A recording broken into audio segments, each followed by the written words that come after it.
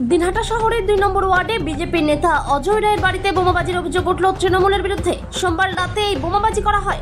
বিজেপির জেলা সম্পাদক অজয় রায়ের অভিযোগ, মন্ত্রীপুত্র সায়ন্তন গুহর নেতৃত্বে তৃণমূলের দুষ্কৃতীরা আমার বাড়ির সামনে বোমাবাজি ছাড়াও গেট ভাঙচুরের চেষ্টা করে পালিয়ে যায়।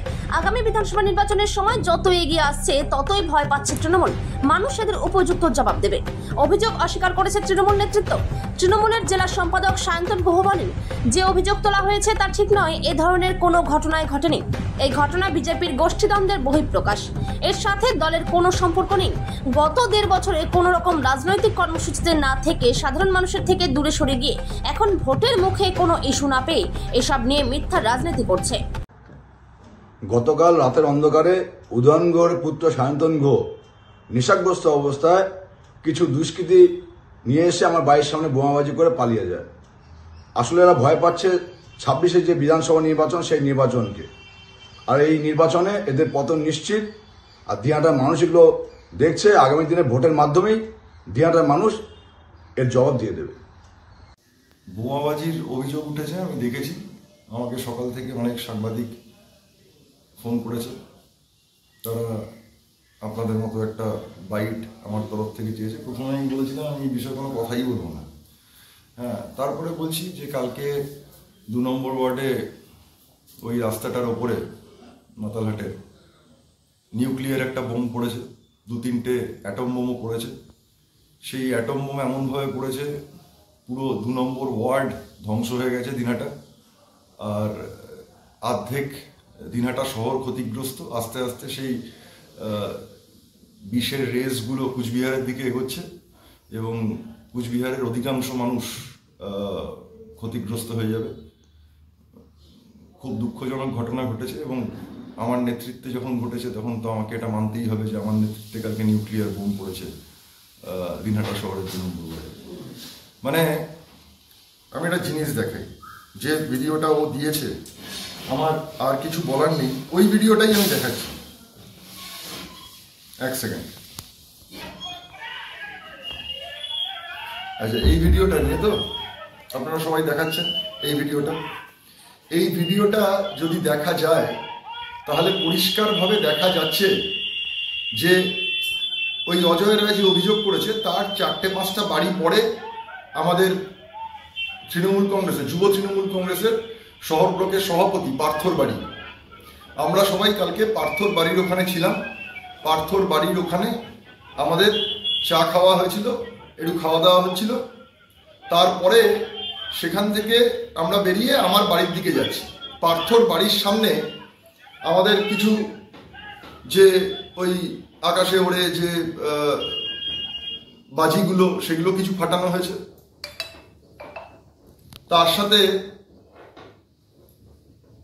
ভালো করে সবাই যেন চালায়, তার সাথে কিছু ওই কালীপটকা এগুলো ফাটানো হয়েছে। এবং আমরা যখন ওর পার্থর বাড়ির দিক থেকে আমার বাড়ির দিকে আসছি, সবাই মিলে হেঁটে, আমাদের সাথে 50-60 জন ছিল। কালকে যেহেতু ছট পুজো ছিল তখন অনেক ছেলেপেলে ছিল। আমরা যখন আসছি তখন এই আমাদের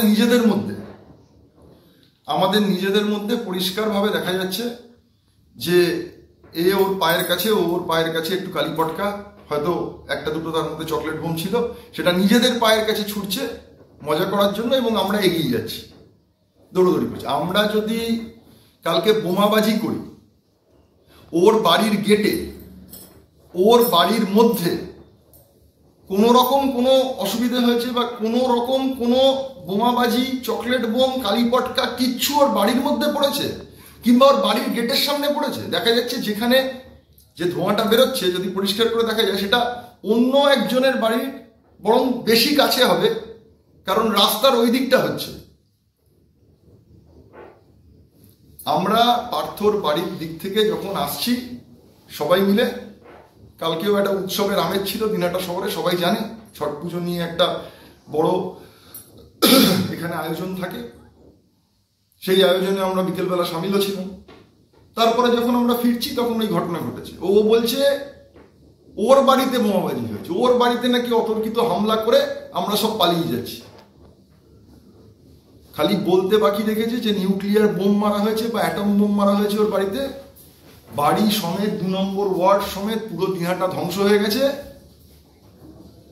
এনআইএ এর ওপরে যদি কোনো সংস্থা থেকে থাকে তাকে দিয়ে আমার মনে হয় ওদের তদন্ত করা উচিত। এনআইএ এর তদন্ত তো করাই উচিত, এত বড় যখন বোমাবাজির ঘটনা ঘটেছে। আরে দেখাক না ওর বাড়ির গেটে কোনো কিছু হয়েছে, দেখাক না যে ওর বাড়ির মধ্যে কেউ কিছু ছুঁড়েছে। আমার নেতৃত্বে আমি ওর বাড়ির সামনে দিয়ে হাঁটতে হাঁটতে গিয়ে আবার ফেরত আসার সময় হাঁটতে হাঁটতে ফেরত এসে ওর বাড়িতে আমি আক্রমণ করবো। আমার এত খারাপ দিন পড়েছে। একটা মিটিং, একটা মিছিল বিগত 6 মাসে দিনহাটা শহর বা দিনহাটা গ্রামে গঞ্জে কোথাও যে করতে পারেনি। যে বাড়ি থেকে মানুষ তার উপর এত বীতশ্রদ্ধ, মানুষ তার উপর এত বিরক্ত যে এরা বাড়ি থেকে বেরোতে পারে না, কোনো মানুষের কাছে পৌঁছতে পারে না, মানুষের কাছে পৌঁছলে মানুষ তাড়া করে, তার বাড়িতে আমি রাত্রি 11টার সময় বোমাবাজি। বিশ্বাস করবে? আর তারপরে বলছি আমি মদ্যপ। দিনহাটার বেশিরভাগ মানুষ যারা আমার সাথে মিশেছে কাছ থেকে, আমার আত্মীয় স্বজন বন্ধু বান্ধব সবাই জানে যে আমি মদ্যপান করি না। কালকে না করার কথা তো অন্য জিনিস, কালকে করেছিলাম কি করেছিলাম তো অন্য প্রশ্ন। আমি তো মদ্যপানই করি না, আমি তো বড় গলায় বলে দিচ্ছি, সবাই তো জানে সেটা। তারপরে এই পাগলের অভিযোগ, সেই অভিযোগের আবার প্রতিক্রিয়া, সেই প্রতিক্রিয়ার জন্য আপনারা এসছেন। কি বলবো, একটা ক্লাস 4 পাস, ওর বুদ্ধিতে যেটুকু যা কুলিয়েছে সেইভাবে অভিযোগ করেছে। ও জানে রাজনীতি মানেই হচ্ছে এরকম অভিযোগ খেলা, রাজনীতি মানেই মিথ্যে কিছু গল্প বানিয়ে সেটাকে প্রচার করা, এটাই ওর কাছে রাজনীতি। কারণ ওর গুরু তাতে সিদ্ধ অস্ত্র, নিষিদ্ধ প্রামাণিক, তাই জিনিস করেছে বলছে। আমি আবার বলছি, কালকে অ্যাটম বোম পড়েছিল ওর বাড়িতে, ওর বাড়ি সমেত 2 নম্বর ওয়ার্ড সমেত পুরো দিনহাটা ধ্বংস হয়ে গেছে। এবার ধ্বংসের সেই প্রক্রিয়া কুচবিহার পুরো জেলায় শুরু হয়ে গেছে।